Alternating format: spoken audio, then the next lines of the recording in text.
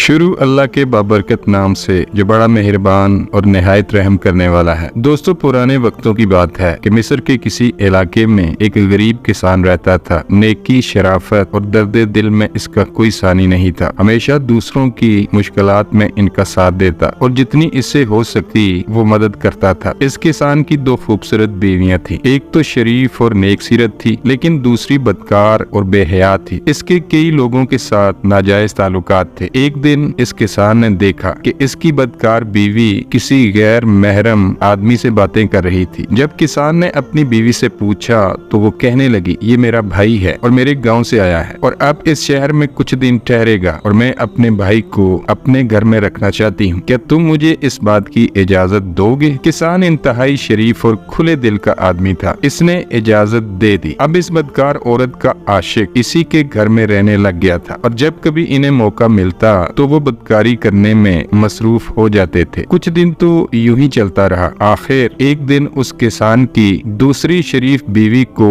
اس بات کا شک ہوا اور اب وہ ان کی نگرانی کرنے لگی تھی۔ ایک دن اس نے اپنی آنکھوں سے انہیں برہنہ حالت میں دیکھ لیا۔ وہ زنا کر رہے تھے۔ جب اس شریف بیوی نے بدکار سے پوچھا کہ تم اس کے ساتھ کیا کر رہی تھی تو پہلے تو وہ مکر گئی، لیکن جب اس نے بتایا کہ میں نے اپنی آنکھوں سے دیکھا ہے تو پھر وہ بدکار عورت کہنے لگی، میں تمہیں اس شرط پر بتاتی ہوں کہ تم یہ بات کسان سے نہیں کرو گی۔ اس شریف بیوی نے وعدہ کر لیا کہ جو تم مجھے بتاؤ گی میں اس کا ذکر کسان کے ساتھ نہیں کروں گی۔ اب اس بدکار عورت نے اپنی ساری کہانی کسان کی دوسری بیوی یعنی اپنی سوتن کو بتا دی، جسے سن کر پہلے تو وہ بہت حیران و پریشان ہوئی، لیکن بعد میں اس بدکار عورت نے اسے اپنا وعدہ یاد دلایا اور وہ خاموش ہو گئی۔ بات آئی گئی ہو گئی۔ کسان کو یہ بات بتائی تو نہیں گئی تھی، لیکن پھر بھی وہ بدکار عورت اس بات سے ڈر رہی تھی کہ اگر کبھی اس نے کسان کو بتا دیا تو کسان مجھے گھر سے نکال دے گا۔ اسی ڈر کے پیش نظر اس بدکار عورت نے آہستہ آہستہ کسان کی دوسری بیوی کو اس طرف مائل کرنا شروع کر دیا کہ وہ بھی بدکاری کی طرف آ جائے، اور وہ بدکار عورت اپنے اس ارادے میں کامیاب ہوگی کہ اس نے کسان کی دوسری بیوی کو بھی اپنے ساتھ ملا لیا اور اب وہ دونوں مل کر اس عاشق کے ساتھ بدکاری کیا کرتی تھیں اور کسان بیچارے کو اس بات کی خبر بھی نہیں تھی۔ کسان تو صبح سویرے کھیتوں میں کام کرنے چلا جاتا اور شام کو گھر آتا تھا۔ ایک دن وہ کسان اپنے کھیتوں میں کام کر رہا تھا کہ وہاں سے اس ملک کے شہزادے کا گزر ہوا۔ جیسے ہی وہ شہزادہ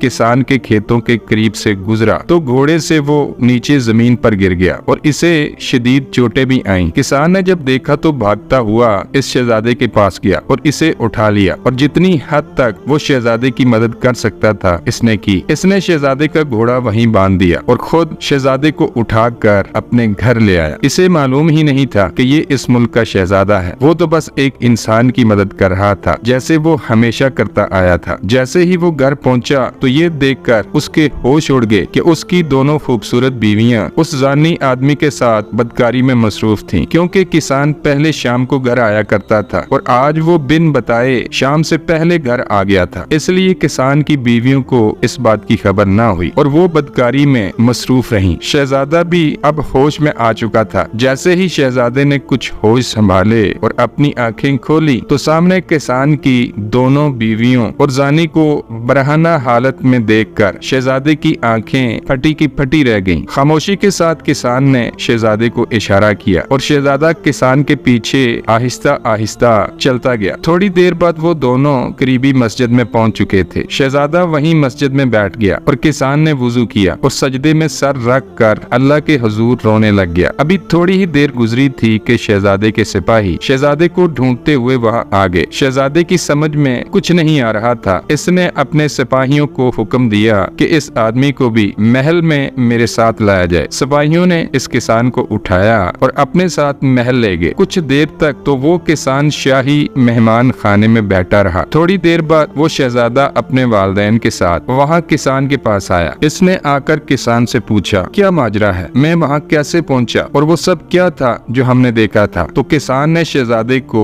اتنا ہی بتایا کہ آپ گھوڑے سے گر گئے تھے، آپ بہت زخمی ہو چکے تھے، اس لیے میں نے آپ کو اٹھایا اور اپنے گھر لے گیا۔ لیکن اس کے بعد وہ کسان چپ ہو گیا۔ شہزادے نے پھر پوچھا، تو پھر تم مجھے اپنے گھر کیوں نہیں لے کے گئے اور گھر لے جانے کی بجائے تم مجھے مسجد میں کیوں لے گئے؟ تو کسان خاموش رہا۔ شہزادے نے کسان سے ایک بار پھر پوچھا، पूछा तो किसान ने अपनी सारी दास्ताने मुसीबत शहजादे को सुना दी और साथ में ये भी कहा कि अब फिक्र करने की कोई जरूरत नहीं, मैंने अपनी ये बात कुल कायनात के मालिक और सबसे बड़े बादशाह के सामने पेश कर दी है। जब मैं मस्जिद में रो रहा था तो दरअसल मैं अपना मुकदमा इस बादशाह के सामने पेश कर रहा था जिसके दरबार में कभी कोई खाली हाथ नहीं लौटा। शहजादा किसान की रहमदिली और उसका अल्लाह पर यकीन देखकर बहुत खुश हुआ और किसान से कहने लगा, समझो इस मालिक ने तुम्हारा फैसला कर दिया है और उसने हमें वसीला बनाया है ताकि हम तुम्हारी मदद कर सकें। शहजादे ने बादशाह से कहा और बादशाह ने उसी वक्त दरबार बुलाया और सबके सामने किसान को अपना वजीर बना लिया और उसके सर पर वजारत का ताज शहजादे ने खुद अपने हाथों से रखा। दरबार में बैठे हुए सभी लोग किसान को मुबारकबाद दे रहे थे, लेकिन किसान के चेहरे पर खुशी के तासुरात बहुत ही कम थे। इसे अपनी दोनों बीवियों की बेवफाई याद आ रही थी और शहजादा इस बात को अच्छी तरह समझ रहा था। शहजादे ने फौरन अपने सिपाहियों को हुक्म दिया कि जाओ और जाकर इसकी दोनों बीवियों और उस जानी इंसान को पकड़ कर ले आओ। सिपाही गए और चंद लम्हों के बाद वो इन तीनों को लेकर हाजिर हो गए। शहजादे ने इस किसान से कहा, अब तुम अपनी बीवियों और इस बदकार इंसान को जो भी सजा देना चाहते हो तुम दे सकते हो। जब इन बीवियों ने अपने शोहर को इस तरह शाही लिबास में वजारत की कुर्सी पर देखा तो उनकी समझ में कुछ नहीं आया। तभी किसान ने कहा, मैं इनसे कता ताल्लुक होने का ऐलान करता हूँ और बाकी इनके जितने भी कसूर हैं मैं वो अल्लाह की रजा की खातिर इन्हें माफ कर रहा हूँ। ये अपनी पूरी जिंदगी जिए और मुझे मेरी जिंदगी जीने दें। जब बादशाह ने ये सुना तो वो किसान से कहने लगा कि इन्हें कोई सजा तो दी जाए, लेकिन किसान ने कहा, ये मेरे गुनाहगार हैं और मैं इन्हें माफ करता हूँ और मेरी आपसे इल्तिजा है कि इन्हें कोई भी सजा ना दी जाए। वो बादशाह, शहजादा और दरबार में बैठे सभी लोग किसान के फैसले से बहुत मुतासिर हुए और इन्होंने किसान के फैसले पर बेसाफ्ता सुबहान अल्लाह कहा। आखिरकार बादशाह ने अपने सिपाहियों को हुक्म दिया कि इनका सब मालो दौलत इनसे छीन कर इन्हें शहर बदर कर दिया जाए, यानी शहर से निकाल दिया जाए। फिर इनकी मर्जी है ये जहाँ रहें, जिस जगह रहें, लेकिन इस शहर में आने की इन्हें इजाजत नहीं है। सिपाहियों ने बादशाह के हुक्म की तामील की और इन्हें शहर से निकाल दिया गया। इधर किसान वजारत के मनसब पर बैठकर अपना काम बड़ी ईमानदारी के साथ सर अंजाम दे रहा था। किसान की शराफत, ईमानदारी और पाकीज़गी को देखकर चंद दिनों के बाद बादशाह ने अपनी खूबसूरत और नेक बेटी से किसान की शादी भी कर दी। ये शादी बड़ी धूमधाम से की गई और फिर किसान बादशाह की बेटी यानी अपनी शरीके हयात के साथ हंसी खुशी जिंदगी गुजारने लगा। दोस्तों, उम्मीद करता हूँ आपको हमारी आज की वीडियो भी पसंद आई होगी। पसंद आने की सूरत में वीडियो को लाइक करें, शेयर करें और चैनल सब्सक्राइब करें। दुआ है अल्लाह तबारक व तआला हमें भी नेक लोगों के रास्ते पर चलने की तौफीक अता फरमाए। आमीन या रब्बुल आलमीन।